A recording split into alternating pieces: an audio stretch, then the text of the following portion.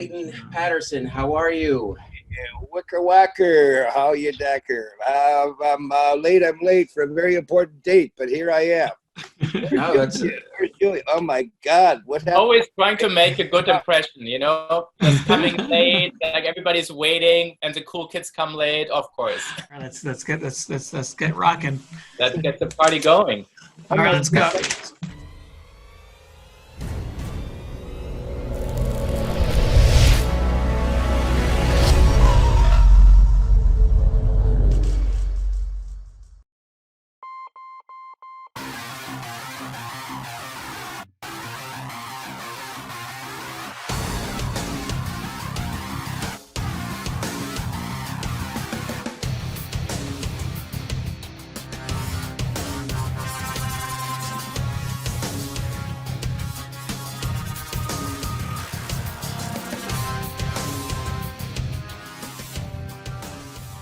This is Ray Felix, Ron Perriello, and Lance Mechanic at Bronx Heroes Live.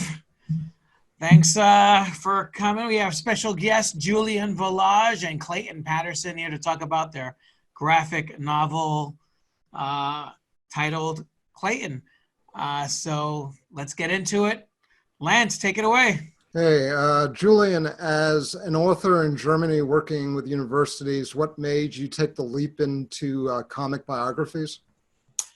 Well, actually, I haven't worked with universities in like decades, but so I moved to the States like nearly 20 years ago and worked as a photographer. And I did a photo series on Jewish diversity where I came across a man by the name of Benjamin Melendez. That was like a little bit over 10 years ago. He was a Puerto Rican Jew, but also the founder of a gang in the South Bronx called the Ghetto Brothers. So he shared his life story, which is very fascinating in itself, and it became the subject of my first graphic novel, Ghetto Brother. It really started as a photo essay, and I basically got stuck with him. And there's also a little bit of overlap to Clayton because we both worked in documenting gang history in New York. I focused on the Bronx, which always fascinated me, and Clayton on the Lower East Side. If you guys know the movie The Warriors. But 20,000 police in the whole town. Can you dig it? Can you dig it? Can you dig it?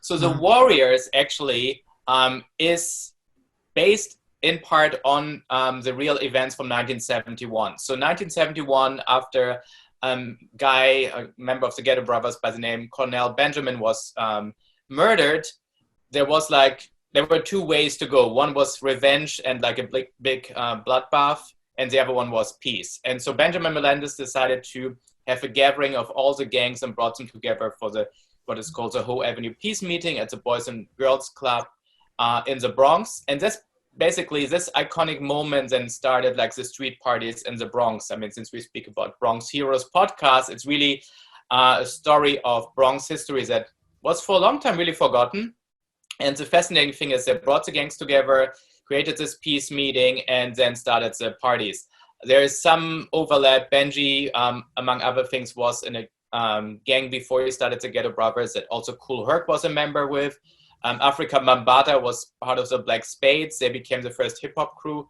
And Grandmaster Flash, to have the hip-hop troika complete, actually, he lived around the corner from Benji, and he still remembers the Ghetto Brothers. So if you read his biography also, he mentioned the Ghetto Brothers.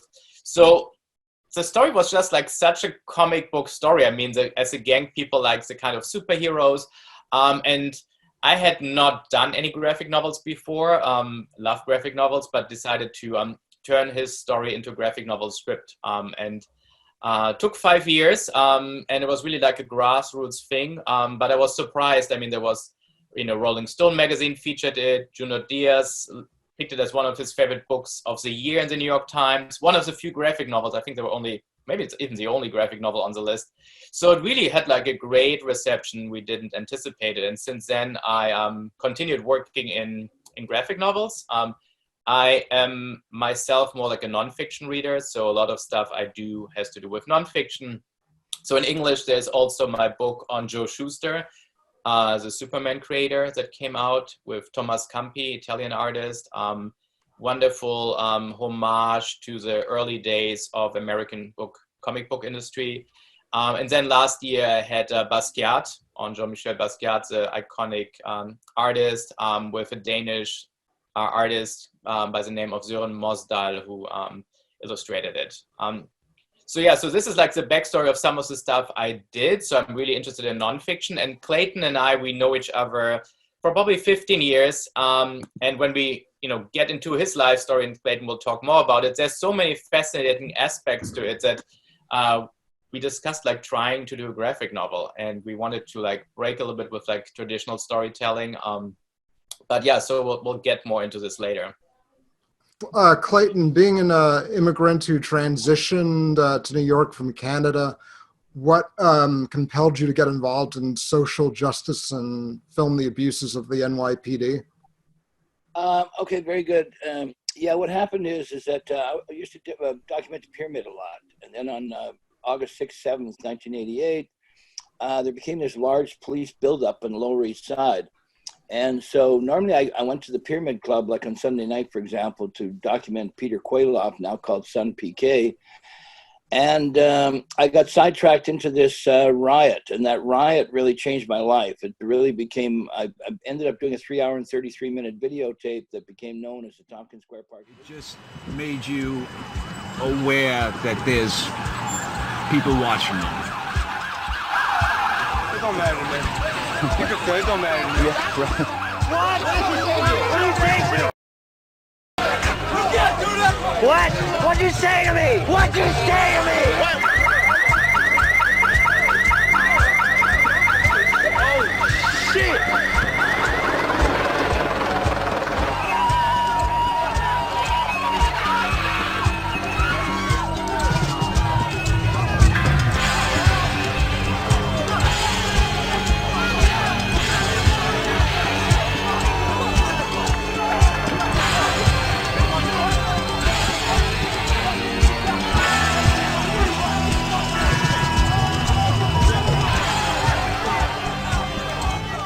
And then I knew that, it was a very simple concept, really. Like a lot of times everybody wants a lawyer, but if you have a simple enough concept, you don't really need one. And so I knew that they wanted my tape. I got a little piece out. And you have to remember, at that time, Fox News was just another TV station in New York City. It wasn't like now. Now it's like Fox News. It was just Channel 5. Right. Yeah. Well, that was like, I think Fox News started in the 90s, but that was like, they weren't, the local one wasn't like the ultra right kind of thing. They were more into like gossip, like a current affair and that kind of thing. Just New York. But Sean, what's his name? Eric Sean, he heard I had this tape, and he was a very good reporter. And so he got a little piece of it and put it on the news. And prior to that, a person by the name of Paul Guerin, who had a shorter video, about 20 minutes, he got his thing on the news. And it's very dramatic. And he was on top of a van and saying, I'm getting down, I'm getting down. And that just sort of cracked the whole thing open, because the police had beaten up like about 125 people. I think he ended up going to the hospital and whatever. So it was really a tinderbox. And it's interesting because at that period of time, Koch, says in the news, well, I didn't even hear about it because I was in the Hamptons. And of course, I think the mayor is always being kept abreast by the police department, and everybody's got a telephone, but he was in the Hamptons. Anyway, when they wanted that tape, I didn't want to give it to them. And the reason I didn't want to give it to them is because I knew once it became evidence, I would lose it. It would no longer be my property. It would be government property, and it would be, evidence. So I said, no, you can't have it. And the argument I made, especially at this time, because New York was an art center, and I said, I'm an artist, and it's my art, and it belongs to me. Simple. So there's a movie out called Captured by Dan Levin, Ben Solomon, and Jenner First. And that kind of explains a lot of this story. And I can get you a link to that, and people can watch it for free if you want to kick it out there. But anyway, that kicked me into that world. I went to the Bronx House of Detention. I was under thing called central monitoring. The only two people in Bronx House of Detention was myself and Larry Davis. He shot 6 cops with a gun. I got 6 cops criminally indicted with a camera. So I shot. So it was kind of like that. So anyway, once you're pulled into something, you don't really get out of it. It's like once I was pulled into this graphic novel with Julian, it becomes part of your life, and then it takes on a life of its own. So, and that's the short version. Yeah. And like, people forget, like in those days, going around with a camera wasn't like it is now, where you just have it on your phone and everybody's filming. Absolutely. But absolutely not. I mean, the one thing I'm proud of is it became a transitional moment. I take a lot of photographs and videos, and one of the sort of parts of my philosophy is I want anybody to do what I've done. So I had always had commercially available, equipment. I mean, always good equipment. I had the Panasonic AG-155, which was a good video camera, but it was still, you go to B&H and you buy it, Tri-State or whatever. And it was, anybody could buy that. So anybody could do what I could do. But you're right. You have to put yourself into those places to capture that. Right. It became a transition point in the history of video, because that became the first time that, an independent person with a camera. Normally, cameras at that time, you had the film guy and he had the light guy and the sound boom. And this was all in one. So this was a new technology for that period of time. And the news, although they would use it because I had it, they would always call me the amateur. So they always tried to push me aside. And then I got the moment where I got an Oprah Winfrey. Rather than give police the videotape he made of a demonstration turned riot. It was a police riot. Everybody in New York knows that it was police misconduct. Well, I'm not surprised. Buy yourself one of these. This is a revolutionary tool. Little brother is watching Big Brother. If you have one of these, and it's cheap and it's accessible, it's a tool. And I used the concept, little brother. I held up the camera, said little brother is watching Big Brother. And that just sort of really, kicked the whole thing into gear. Cop Watch came out of that. All these different sort of, people understood that they could balance off the police by documenting it. And that still goes on to this day. Yep, very so. You're like the Zapruder, of New York City. Like you have the Kennedy assassination, and then New York City's, Clayton Patterson's video. I mean, very historic.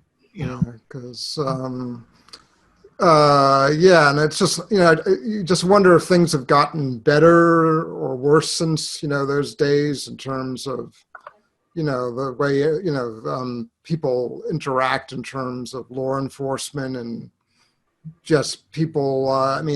But back then the Lower East Side was, it wasn't like it is now, where it's so gentrified. But there's a video out there right now, and a cell phone video, and it's all over Facebook, of these cops roughening up people for not distancing properly on Avenue B. So it's still vital and alive, and that's a very dramatic tape, and it really makes the cops look stupid as bullies. Bullies. Yeah. So it really still is happening. But you're right. You can almost neutralize anything in a way. You really started a trend, and I think cell phones took it to another level with because now you have this on an international. You have a websites committed towards police abuses and all these videos, like that one in Florida about social distancing. Them started to beat up 12 guys and arrest 18 people based on people hanging out on the beach. It's like that's beating people up. That's not very social distancing at all. Right. Right. And they didn't have masks on. And they didn't have masks. There was a shot. Plus, you have to touch them. Right. Yeah, and beat them up and put your knee on his neck. But there was a cell phone in Oakland where the door just opened. Shh. The guy had the cell phone on. The cop went up, shot the kid in the back. Shh. Doors closed. That document went around the world, and you're right. That changed everything. Clayton, how did you get the name Godfather of Lower East Side? Like, who came up with that? It was a debate with Julian. He didn't believe me, but I was on the Bourdain. Bourdain looked me up because I had this dope bag. I have a dope bag collection, and he wanted to know. He wanted to see this bag toilet, and I had that bag by chance. So he got in contact with me, and he called me the Godfather of Lower East Side documentary. Oh, really? But I want to also get into how I met Julian, because as we both know, Ray, and probably the other people as well, Ray's a very good salesperson and whatever. And I was making this Jewish history book on the Lower East Side. It was an anthology. So all these writers, and obviously, you know, you can't pay for these things. You know, they're all sort of community efforts. There was 2 people out of about 150 that I had to take out for supper to talk them into it. He's still complaining about it 20 years later. Julian pulled it off. But thank God, because Julian's, you know, I'm really happy that we connected, and Julian is an amazing person. And we got talking about this graphic novel, and he and Julian, obviously, because we sort of became communicating, because he hooked it up so I could document Karate Charlie and Yellow Benji and like that. And so he told me that he made this graphic novel, The Ghetto Brothers, which I'd known about, but it took him 5 years. So I said, let's just get as many artists as possible and get, you know, multiple chapters, then each person do a chapter, so maybe we can cut it down. Because I'm in my 70s. I'm thinking, God, I don't want to wait 10 years to make a graphic novel. And working with Julian has really been a pleasure. He's a bit of a taskmaster at times, of course. Right. But he's very sharp, and he really does get things done in a very good way. And he brought us together, Ray. That's true. Very true. Julian is the social engineer of this graphic novel. You know, is getting people together. Definitely. I mean, it really is like a grassroots effort. So it's so different than any of the other books where you work with one artist who's really into this topic, and they, you know, for example, the Basquiat book, the artist is a huge Basquiat fan and really created like a Basquiat-esque book. But here it was different. So we were thinking about how to do it as like something that also represents Clayton. And there are 2 elements. One is everybody knows Clayton. 161 Essex Street is like the unofficial like community center of the Lower East Side. People come. So it's really like a place that brings people together. And so the graphic novel is in a way the same thing. So we brought artists together. We have some established artists who work with Harvey Peaker and the likes. We have others who never did a graphic novel.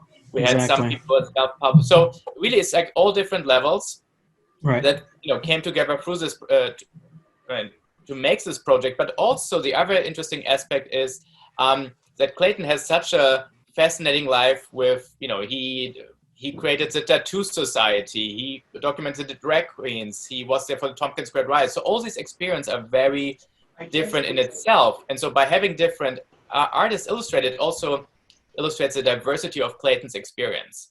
And then the other thing that is actually unique to this, so for those who've seen American Splendor, so American Splendor is like basically the blueprint for autobiographical comics. You know, Harvey Peaker series going on forever. The movie also, like, you know, big successful movie. So we take a little bit like the language of the movie, the visual language, by having this photo comic as the glue between the scenes. And this was also important to me because Clayton is a photographer. So by having this photo comic and actually also showing Clayton his place and so on, this is something that if we had illustrations would not be the same. So it really gives that this photorealistic element to it. And it really works nicely. It was an experience because nobody had done it before, but it really worked, which is nice to see. Talk about the cover, Julian, and the... Yeah, I mean, the other thing is, and maybe when we now have like the final video cut, you can actually see the cover on the screen and try it out. So you can download an app with RTV. It's like an Austrian-based app company. And once you have the app and you hold your phone over the cover, or in this case, over the computer screen so that you can see it, you will see a 45-second video clip that Clayton recorded. It's like an augmented reality tie-in. And again, it's like a community thing because there's an organization called, organization or a store or whatever, film studio called Jump Into the Light on the Lower East Side, like 2-minute walk from Clayton. And we approached them, listen, we're doing this graphic novel, we showed some previous work, and they agreed actually to do it as part of this community effort. And so, yeah, we have so many different ways where storytelling is not the usual storytelling. So I feel like, you know, download the app now, try it. We'll have it probably like you know, on the screen right now when people see it, and you can see Clayton for 45 seconds, which is amazing.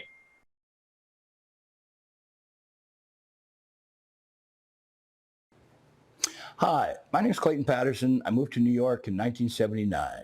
That's when living was easy, rent was cheap, food was inexpensive, and you had a whole wide range of possibilities available at your fingertips. Over the next 4 decades, I accumulated hundreds of thousands of photographs, a few thousand hours of video, and a wide range of ephemera. And then I met Julian Voloj, and he came up with the idea of doing a graphic novel. So we gathered a crew of artists together. We got the graphic novel done, and then we got the blessing on the graphic novel by Anthony Bourdain, calling me the Godfather of Lower East Side documentary. Hope you enjoy the graphic novel. Thank you very much. That's awesome. What's your creative process? Because between Superman and the Ghetto Brothers, and then I know you're working on something on Kirby, and then you mentioned Finger, Bill Finger. I mean, what makes you decide these topics? Like, and then you have Clayton, of course. They're all diverse. Like, what makes you decide who you're going to work on? You know. So I mean, I feel like the key is that I do books that I do for myself in a way. I mean, I do books that I want to read myself. And this is not necessarily, I never think about who's going to buy it. When we did Ghetto Brother, I thought, you know what, I'll print a few copies myself. If someone buys it, great. If not, I don't care. And the same with Clayton. Clayton's an old friend of mine. I know his life story. So I really thought, there's a lot of stories to tell, but I never thought about we're going to have a publisher or we're doing this and that. So it really is like a question of like personal taste, that topics I'm interested in and I want to tell, and then I find a way. Every collaboration is different. So for Ghetto Brother, similar to now the project with Clayton, it based a lot on first-person interviews. So for Ghetto Brother, I interviewed Benjamin Melendez, other gang leaders, and really try to get their voice into the story and then compare it with other voices. Then for Joe Shuster, he died 25 years before the book came out. It was more like research. So I took a lot of the literature that was existing, and it was like a secondhand information that I had, and then sometimes the information were also contrasting each other's opinion on certain scenes, how they happened. And for the Basquiat, it was similar. I think the main difference was that actually I realized that a lot of people in my circles know Jean-Michel Basquiat. But it was an interesting thing that also the opinions about him varied. So some people had not the nicest opinion, and I wanted to show him in his complexity. And so for Clayton, concretely, the process was that probably was like 2017 when we started talking about it, and we once a month met up. So I was recording him, very like the reporter in the graphic novel, coming to him and recording him, on my phone. And we always took one element of his life story and then really went, be it his childhood or his arrival in New York, and really talked over and over to get details. And then in my writing process, I think about the visual elements. How would you tell it? What is very visual? So it's not like a comprehensive biography, which hopefully we'll do some other time, but really the idea is to have like something that also is visually interesting. And there's a lot of more material that we have, but the nice thing is, the more we talk about, you see also like things that link with each other. Right. Add in one more detail that's really important. And, Julian is really sharp at getting things out, as we know. He got the Ghetto Brothers translated into 6 languages. I think like Italian, French, German, English. What was the other one, Julian? You got to tell me that secret, Julian, about how you doing that. Yeah, also French. So French, German, Spanish, Italian, Portuguese, and English. Yeah, 6 languages. Yeah. How are you doing that? How do you get that done? He's our man. It's easy. No, I have a good agent.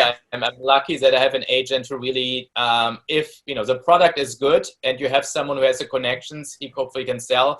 And I feel like that's the key. I mean, whatever you do, do it as good.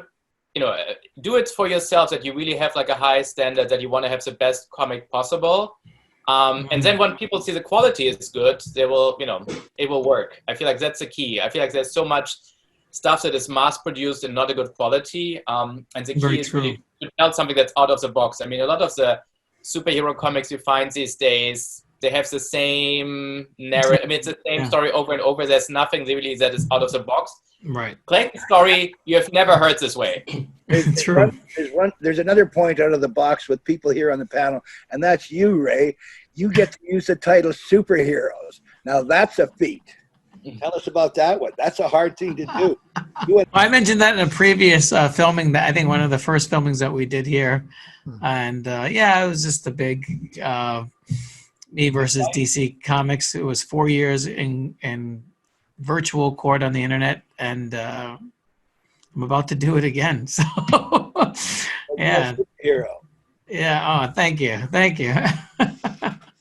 I try, but that's hard. It's hard to go up against a major corporation and win, and you did. So that's really heroic. It is. I mean, it's compromising is, and settling is the new win, right? It's just like, and it looks like I'm heading that way again this time. When you're dealing with the authorities or corporations, you're just constantly, you're up against the wall because they see you as a nobody until you start screaming. And, when you like, hey, I got the Daily News. I know this guy here in the Times. And then, I know this guy in Paris. And then, like Miguel. And, at the time he was living in Spain, and he's the one that really cracked the nut. Nobody in America wanted to crack that story. Not even the Comic Book Legal Defense Fund, which they're famous for taking on. The corporations didn't want to take it on. So if it wasn't for my buddy Miguel and Rob Sidaro, who put it on their websites and really blew it up, then Daily News or the UK Guardian, or even a lot of the bloggers like Robert Coleman's, he's like one of the biggest attorneys in New York that covered that. So I think that's the secret, just to get attention on that. But back to you guys. You guys are the guest. It's also called hard work. Yeah, it's hard work. Yeah, yeah, exactly. Yeah.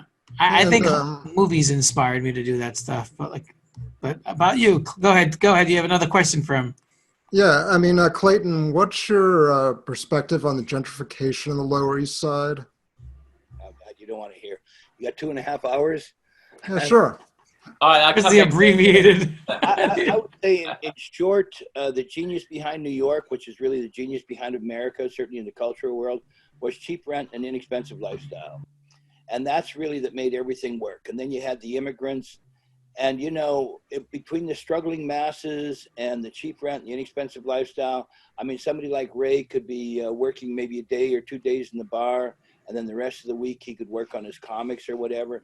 Now people need 2 and 3 jobs and things like that. It's become very unaffordable and difficult to live here. And I think that, it just, once you got to Bloomberg and the international corporations taking over the city and the destruction of the all independent small businesses, it's very, very hard now to come from the ground up, whether it be publishing or being an artist or whatever. They really killed that. They really killed the American dream, and they really killed the possibility of being American and make America great again. Because it's almost impossible now to come to a place like New York and live the same life. And if you look at whether it be comic book people, I'm sure, jazz people, artists, whether it be Jackson Pollock or whoever, they all took years of struggling and surviving, but they had a means to dedicate their time because they didn't need to make that much money to survive. And now when you start getting rents of minimum $2,000 is cheap, that's a tremendous nut to crack. And that has really killed off America. And nobody's talking about that. And that's really what it's really about. It's, people now, you get the Trumps and their kids become, and then these become sort of dynasties. You're now getting these political dynasties. Biden's kids are over there in Ukraine doing international corporate business. I mean, all these people's families, whether it be the Kennedys or the Bushes, they're dynasties now. Hollywood's dynasties. Hollywood started off with a bunch of poor Jews on the Lower East Side and in New Jersey, and they went to Hollywood and they created Hollywood. The mafia started down here. All these different bits and pieces is really what made America great. That was probably, I don't know, anybody here gone to Yale and got a master's and came to New York City and make a $1 million career? That's what you need now. Whereas before, you just had to be here. You know, Lower East Side was decades worth of communities, one on top of the other, and remaining bits remained. You know, you had bits from the Yiddish theater, you had bits from the beats, you had bits from the punks, you had all these bits would come together, and they would formulate things. And you go to a place like CB's, and it was like an old tree that when you cut it, you got all these rings of all the generations that came out of there. Everything now is new. There's no more generational things. And that really is killing America. And it's almost impossible now to be, you know, start on the bottom and work your way up. And, you know, it's, you know, now, let's say for publishing, printing's become so expensive. The only place to do it for cheap is China or somewhere like that. Yeah, and that's really wrong. You know, I used to make the baseball caps. We were independent. We survived by making baseball caps. You know, some of these things you can't do anymore. So they really killed the American dream. And Bernie, who's I look at it as just kind of a loser, he's always using this term socialism. Socialism freaks people out. You go to Texas, they think communists, they want to shoot you. The reality is he wants to be like Israel, he wants to be like Denmark, he wants to be like every civilized country in the world except for America, which allows, every other country allows the education to be reachable for all of their people. Their healthcare systems are approachable for all of their people. It's not for us. And I have one Trump story, and I'll quickly tell you this story, because normally I don't do international politics, because the truth is I'll never meet a Bush or a Cheney or whatever. In 1989, April Fool's Day, they tore down this squat, this woman called Tia Scott. And she was an older black woman, but she obviously was really elegant. And you knew that she was a model or had been like an actress or something, because she just had that dignity. So we didn't want to see her dumped on the street, which is what would have happened. You know, all of her possessions, everything was just dumped in the street. They tore down the building in one day. So anyway, myself and another person, we were getting a lot of press around this movement at that time. So myself and another person were able to get to Trump. Now, I think he thought he was going to get a lot of press out of this. So at first, you know, we went up to the Trump Tower and we met, we didn't meet him, we met his secretary. She was an older woman, but she looked like she was going to a party at the Met. She was all decked up in jewelry, fine clothes. So anyway, he was first going to do it for a month at the Welfare Hotel, and we said no. So he agreed to a month at the Chelsea Hotel. and the caveat is he stiffed the hotel. So this is 1989. He's the same guy today as he was then, only nobody gets it. All these workers think that he loves the workers because he can talk that language from a distance. He has a connection to the workers. And he stiffed the hotel, which means he stiffed the maids, which means he stiffed the porters, which means he stiffed everybody. So that's just our boy. Yeah. he's a real New Yorker, unfortunately. I don't know about a real New Yorker, but he's a real con artist. Anyway. So that's what I mean. Like, New York is filled with con artists. Unfortunately, you and I have met our own ones. But yeah, that's my Trump story. But that's who he is. So anyway, that's my closest I'll ever get to a president. Right. Ripping off and not paying the bill. What's your favorite part of this graphic novel, Clayton? Julian. We rehearsed this before. Oh, you did? Okay. I've a lot of projects with a lot of people. And, you know, certainly there's been people that have changed my life. And it's usually not the project, it's the person. Like I met this person by the name of Johan Ur. I had one line in a book, Modern Primitives, that said Clayton Patterson, President of Tattoo Society, New York. This was 1995. He contacted me to take over famous American tattoo artists and sideshow people to Austria. This story is in the graphic novel. So that person, Johan Ur, made that whole thing possible for me. I was with Ari Rusimov in the beginning. The two of us created the Tattoo Society. So it was our relationship. The Tattoo Society, he eventually dropped out. He made a movie called Shadows in the City, which is great. Used a lot of people from the society. But it turned around in the end. Then another person that came out of the society was Wes Wood. And the three of us worked together, Catherine Freed, our city council person, Wes Wood, and me with the Tattoo Society. And we legalized tattooing in New York City. So that society changed a lot of people's lives because it was very impossible to learn how to tattoo in New York at that period of time. Right. And that society, people gathering together, gave them the opportunity to make that mixing and shaking. And then it turned into the tattoo convention of International Tattoo Convention in New York, which was done by Steve Bonji, Butch Garcia, and then the first year Wes Wood again. And so they got me as the organizers. So those three people changed my life in a big way. That took me into a period, myself and Elsa, was sort of organizing this, helping organize this tattoo convention in New York City. So it's the person. And when I say what's my favorite part of the graphic novel, I'm not being facetious when I say Julian, because if it wasn't for Julian, it wouldn't happen. And that's like with my Etsy site, the savior of that is you. And so it's really based on a person, and that the rest of the ingredients have to come together. And you hope that the person you're working with has those skills to make it happen. There's a lot of people can draw comics. There's a lot of people that can make things, but making it happen and organizing it and pulling it off is really the hard part. And so that really is not, it's not a facetious answer when I say Julian, because it wouldn't have happened without him. Mm-hmm. And he'll tell you how difficult it was to keep the people going and to get them to hand in their assignments and all of that. So my life has always I know that very well, yeah. Yeah. I met this woman in 1972, Elsa Rensaa, and we've been together ever since. And so she was the big bonus in my life, because I come from the bad end of the working class, and the chance of me really accomplishing anything was probably not so great. But meeting her, and she came from an intellectual family and all that. And it was Canada, so they you know, they weren't a wealthy family, because everybody, in a way, the government sort of balances everything out. But very intelligent, and she sort of got me through to places where I'd never gotten before. So the people in my life are like, you know, Elsa Rensaa, Johan Noor, Steve Bonji, you know, Julian. It's really just, you know, Ari Roussimoff for the Tattoo Society. It's really just a small group of people, and I meet, you know, one about every 10 years. And so the last one was Julian, and so he's been really sort of beneficial. I met this guy in I guess, early 90s, John Strausbaugh from New York Press, and we always kept our relationship alive.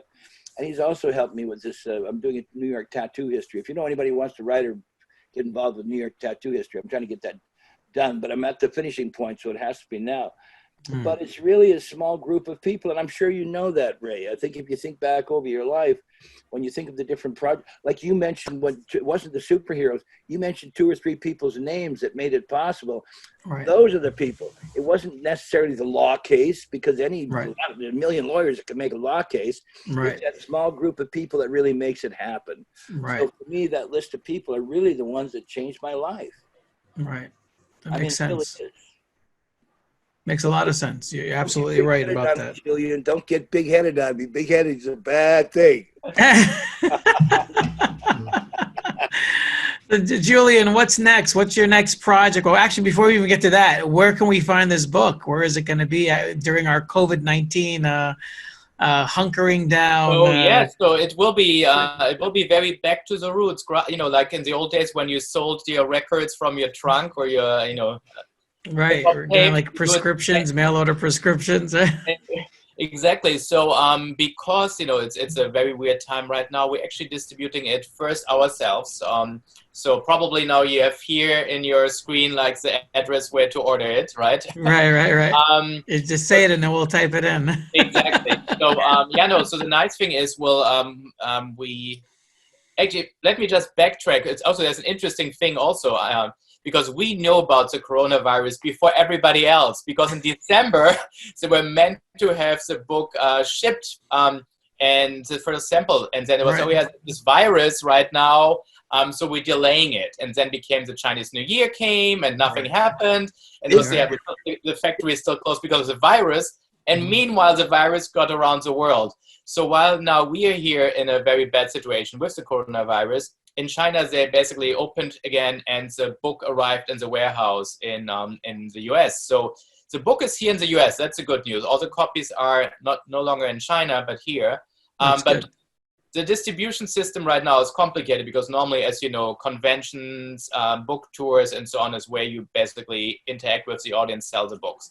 So this is a bit harder. So we are going to actually order, you know, 1 box at a time. Clayton will actually sign the books, and it's your chance to order it straight from the source and get your signed copies. So I want to add two details here. First, I want to add the December factor, because it was really in mid-December that the books got held up in China. So this is the New Year and everything else. So you guys knew before Trump, apparently, because he claims he didn't know until the end of January. In March that they stopped the airplanes from flowing back and forth. So the book got stopped in China in mid-December. The traffic from China and the airplanes didn't stop until after that, mid-March. Then the other thing is it's going to be on Etsy.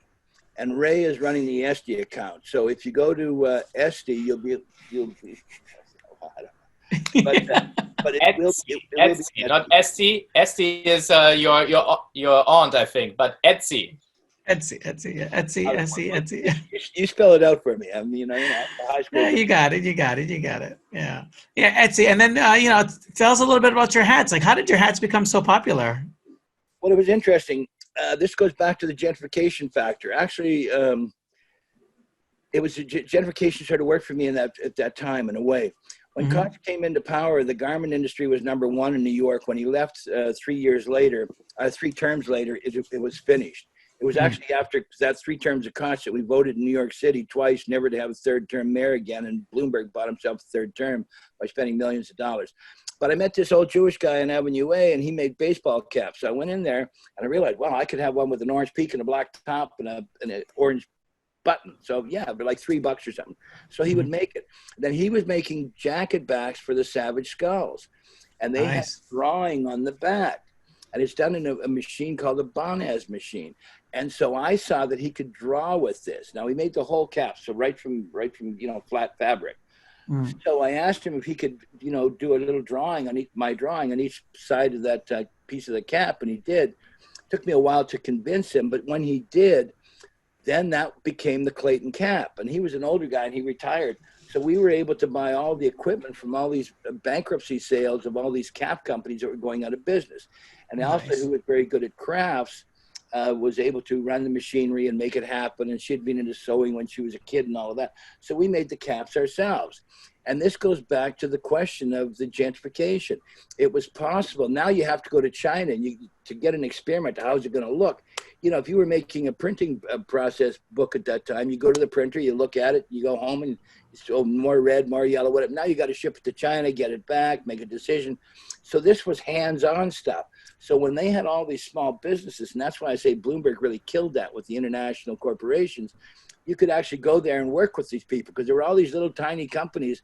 I remember in the Empire State Building, there used to be a guy that fixed the old paper machine. You remember when you used to have paper boxes and you used to get that glue paper and you had to you pull up. The guy in Empire State Building, his job was fixing those. Wow. So you had New York was filled. It was a beehive of all these little businesses. So much art came out of Canal Street because you had industrial plastics and you had all these metal places that sold little sort of brass fittings and stuff like that. So you could make all of this and you could buy this stuff for next to nothing. Right. So I wonder, are they still around, Canal Plastics and Canal Rubbers and all that? Well, the plastics might be, I'm not sure. But Keith Haring, the vase, the Statue of Liberty. Yeah, Keith Haring, yeah. LA too. That was all from industrial plastics. You go in there as this kid and he sees these big plastic fiberglass vases and says, wow, art. That's what got killed in New York City. Now it's a package of screws on a shelf that's no longer a hardware store. All right. Now it's a bunch of young people with apps on their phones and putting like animal faces on their bodies and uploading it. It's like, where's the street art? Does it exist anymore? Add an important thing, very important thing. The hats are still around, and actually, I just want to, made in the USA. That's the new magic. Hat. How did you make the hat appear out of nowhere? Out of nowhere, it's magic. You want to see the trick again? So, since we had war with a virus, this is the new wash your hand hat. Oh, there you go. That we will have actually also. So maybe we can throw a deal in, like selling the hat with a copy of the book before it's available for anybody. So we'll make a deal. All right. Let's make a deal. That's why the graphic novel was made into 6 languages. Pull the rabbit out of the hat. Only he pulls the hat out of the rabbit. Yeah. That's how it works. Well, Lance, you have any other questions for Julian or? Yeah. There was with the graphic novel. There was using, what do you call it, a fumetti as the glue between the chapters? Yes, exactly. So the fumetti is like, it's an art form that actually started in Italy. So fumetti is the Italian word for speech bubble. Was very popular also in Latin America, the fotonovela. It was basically the forerunner before the telenovela. And so once TV became more common, and also once VHS tapes became more common, often, you still had fumettis that basically were photo comics as tie-in to movies. But once people could own a movie by buying a VHS tape, this basically ended. So it's a bit outdated, classical, art form that has like a small comeback. I've seen more and more in Latin America artists using fumetti. I personally like the fumetti. My friends are late Seth, totally blanking his last name, Seth Kushner. He was like a photographer who did like amazing photo comics on his website. He died a few years back. So there is this art form still around. And since Clayton is known as a photographer, I thought like the idea of using photography as part of this book is like a nice homage also to him as an artist. Also, and of course, it allowed us to show Clayton because some people confuse him with like a member of ZZ Top. But if you see him, you know the beard, that's Clayton. He started actually, also, it's also funny, if you go for the graphic novel, you see the beard growing and growing. So it's nice to see also that the beard is getting longer the later the chapters are. I want to maybe just also name a few like artists just to... who are the artists on the book, Yeah, so we really have a wide range. Of course, Ray Felix is one of them. One of the people I had to run after all the time. We have Summer McClinton. So she worked on a few projects with Harvey Picker himself. So a very experienced artist. Jesse Lambert, who is a fine artist painter, who basically for the first time did a graphic novel project. Ben Moody, who worked on a few projects, among them the graphic novel on the New Orleans flood. Then we have Chris Wilson. Chris Wilson is, a guy from the neighborhood, basically, musician who does really artworks that reminds us very much of the Crump artwork. So really this independent style. Sean Catedral, involved with the Filipino art scene here. She never did a graphic novel. She came actually to the book launch of Ghetto Brother and told me she wanted to do a graphic novel. So when I was putting together the team, I said, hey, you want to try with a few pages? And she actually has most of the pages in the book because she got so motivated and so much part of it. What I did when possible was to bring people to meet Clayton. It's not just like an anonymous thing, but really get a sense of him, talk. So one of the artists, Fabrice Sapolsky, was meant to do a whole chapter, and basically, he was so busy with work. He's a co-creator of Spider-Man Noir. Yeah, Spider-Man Noir.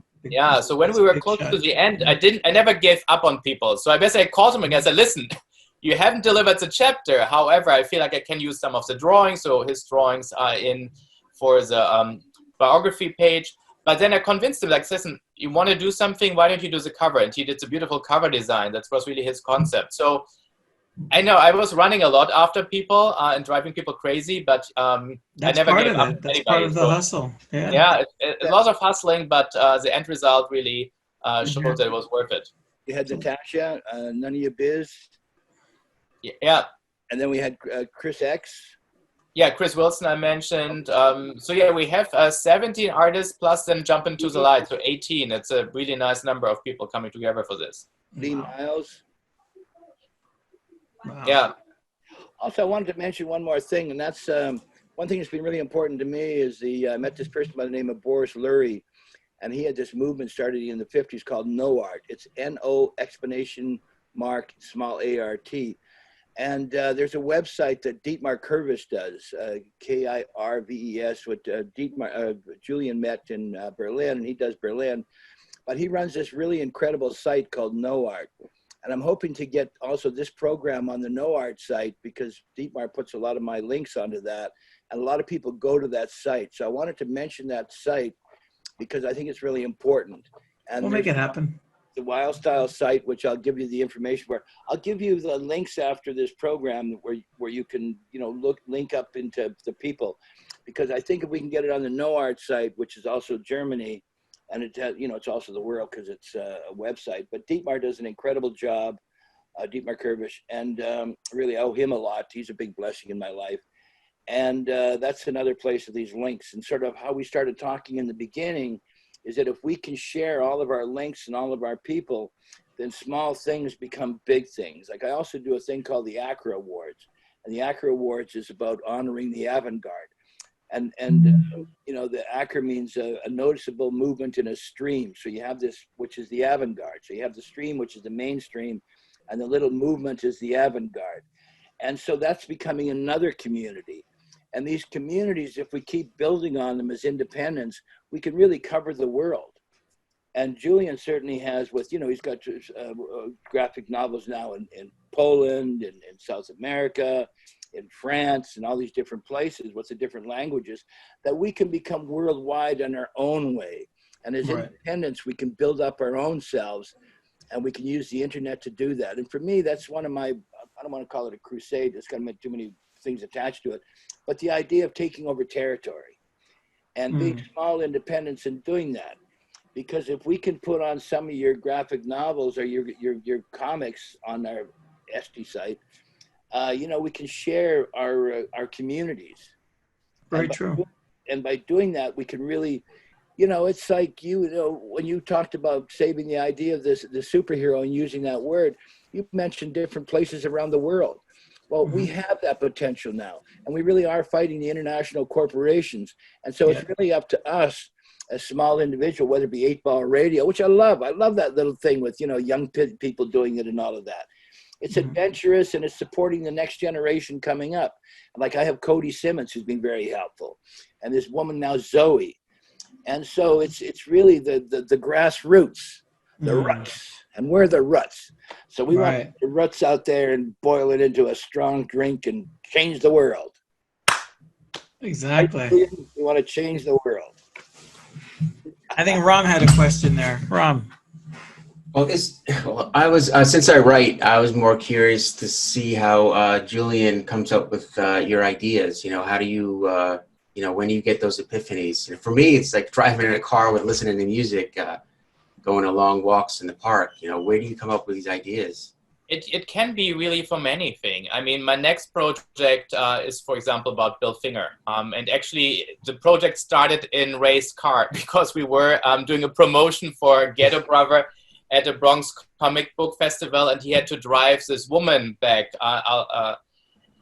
who turned out to be the granddaughter of Bill Finger, the secret co-creator of Batman. We were like talking. I was like, wow, I did not know the story. That was just before the book came out by Mark Nobleman. Yep. So we were talking, and I was like, well, it would be an interesting idea to do like a graphic novel on the whole story, how he, you know, got back the rights for her and so on.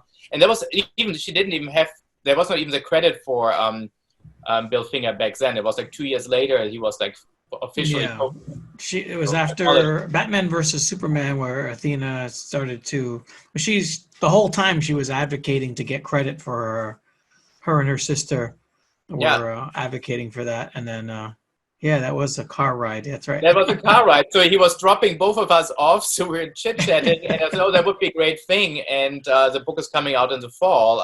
We're finishing it up right now. So it really is like, I mean, it could be anything. You hear something. Once we were driving back from Detroit, you know, I had like visiting friends in Detroit and had like a whole idea for like a Detroit superhero story that we're potentially developing. So it really can be anything. I mean, I feel like a lot, I mean, I come from photojournalism, and so a lot is also, even in my photojournalism, I try to become part of a community. It's not just I come in, takes a picture and run out. So with Benjamin Melendez, it was a lot of conversations, and all the conversations brought the story together. So I take a lot of time really understanding the subject of my work. And so with Clayton, the same. We spent at least half a year, like, you know, every month meeting up and just talking. And the images then, you know, developed in my head while I was working with him, but it could have also led to nothing. So it's often really like the process is slow, but I'm developing it as I try to understand my subjects and create the relationships.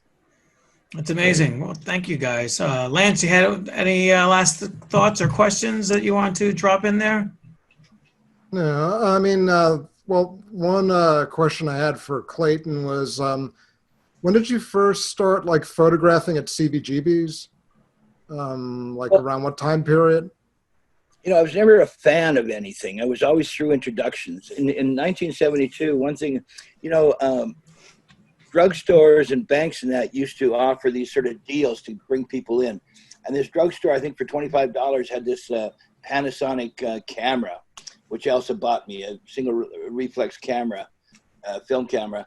And so that turned into me starting to take pictures, and it just went from there. And then I started, when I documenting the Pyramid Club, the Pyramid Club was really interesting in New York because it's like typical Lower East Side. It was extremely diverse, and people don't really remember those stratospheres of the diversity. But in a place like the Pyramid, you had the drag queens, you had the gay scene, you had people like Hell's Angels, you had the skinheads doing the door, you had all these different people.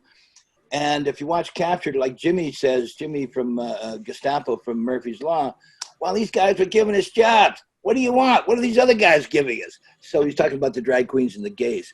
So anyway, it was through actually Ray Bees who made it really possible for me. And Ray Bees was also one of those glues and really important parts of the hardcore scene because he really brought people together. And so he allowed me to be, through his guidance, got me into CBs. And like in '87, I did just about every matinee, Side by Side, Sick of It All, Reagan Youth, YDL, Warzone, just a wide variety of hardcore bands. And so it was always through the introductions of other people. And so that's how I got to CBs. And then once I started doing that, the manager, Anthony of the Bad Brains, he would let me videotape the Bad Brains. So that's how I got the Bad Brains thing. And then it was through actually a difficult situation where I got a knock on my door from these street gang guys, bang, bang, bang. And they heard from this woman, Stacy, who was a real pain in the ass, sort of like somebody else we know, Ray.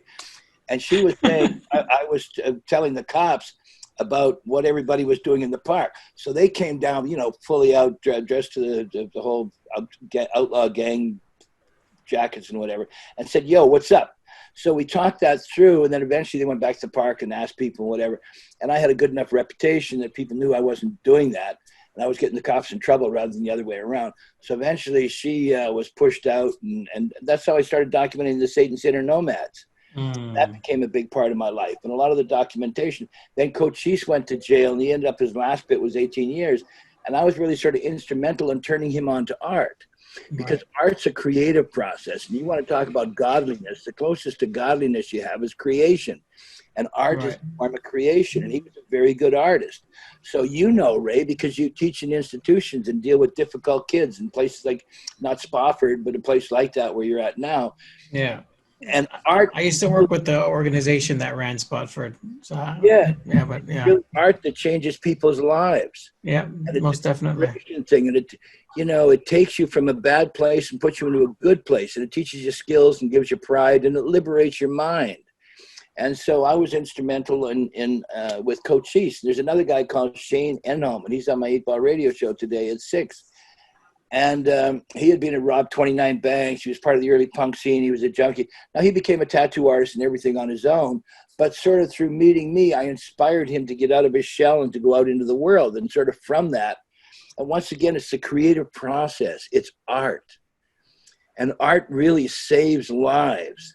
The thing that Bloomberg did, how do you destroy a society?